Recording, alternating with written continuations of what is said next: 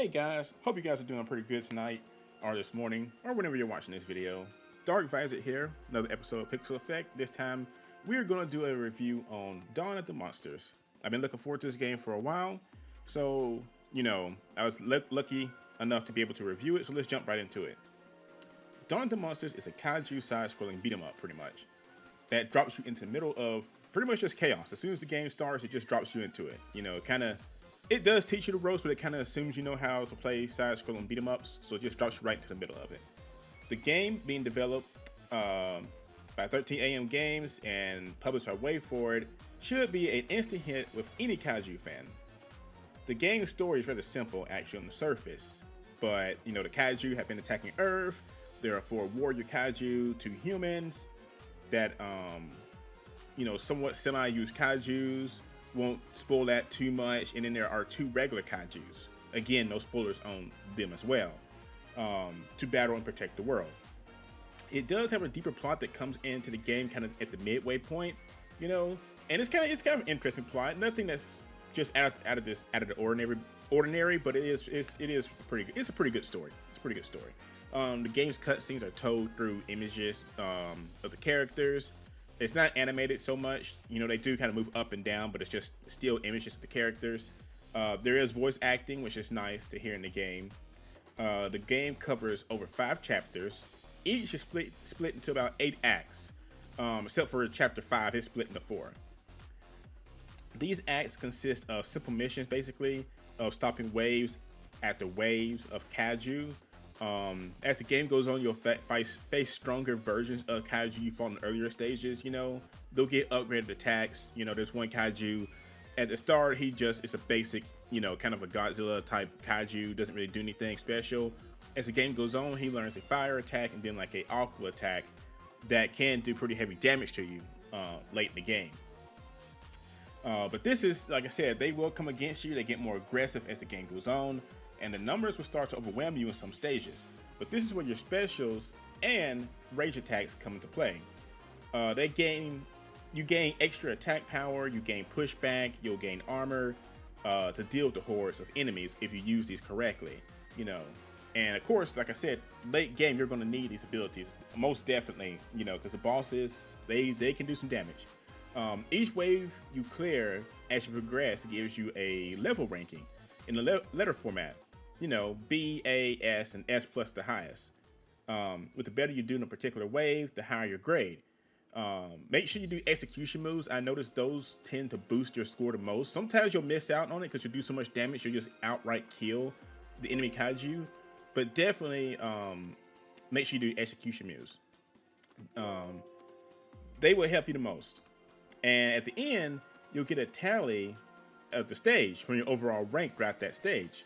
And this will lead to your overall ranking. And you'll gain card effects for the kaiju you're using at the end of the stage for gaining this rank.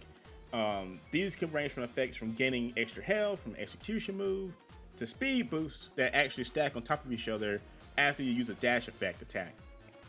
And by late game, like I said before, you will definitely need them because the bosses are basically giant combo sponges, but that doesn't mean they can't do serious damage. I mean, there's some bosses that you can just sit there and wail on behind them and kind of just jump back and forth, but if they hit you, it's going to hurt. I actually died to one boss. I only died one time during the entire game, and that was because one of the bosses, like the game, if they do like a AoE attack, the game will tell you kind of where it's at. There's one boss late game, I hope they patch it, that you could not see where his attack was going because his stage is orange. And like the AoE effect is orange. So it kind of blended in. You can't see it on his stage. And so I walked into one of his attacks that just wiped me out. The game can be beaten in an afternoon. That's probably the only like really big con against the game, if I had to pick one, because overall the game's pretty fun. The only thing is like it can be beat in an afternoon. I pretty much made it through the story chapters 3 through 5 this morning, in about 2 hours. I was at work and I got through it. Don't ask me when I was doing at work, doing this review, and while I say that it can be beaten in the afternoon, each stage our act takes about 4 to 7 minutes, depending on your own skill level. If you're good, you can sail through them pretty fast. Otherwise, you'll be sitting there kind of getting beat across the map. That said, the game is still fun. It has pretty much the only unlockables are an unlockable gallery mode with images, you know, drafts, you know, promotional images of the game, and the other main unlockable, which is skins. That's pretty much the only thing I've found so far in the game that's unlockable besides the gallery. It's just skins. That's pretty much it. So you'll pretty much just be grinding late game for skins. You can spend time in the training section if you want to get the timing of combos down. And though the only thing I didn't like about it also is you have to back out each time to pick another kaiju. Now, granted, I may have been missing something, but to everything I could see in the menu, you had to back out to pick somebody else instead of just a quick switch. And the music is also very good too. I remember asking that in a question under Discord, like, hey, how's the soundtrack in the game? And they said it's gonna be pretty good. And I have to admit, the soundtrack's pretty fun.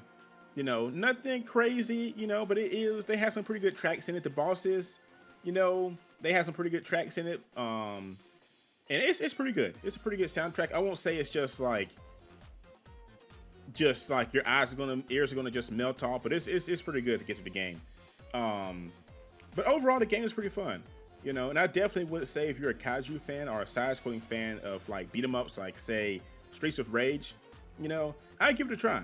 Like, I definitely would give it a try if you're a fan of both of those things together. You know, again, it's not as long as say Streets of Rage, but it's, you know, it's Kaijus. Put Kaijus in Streets of Rage, that's what you get right there. You know, it's fun.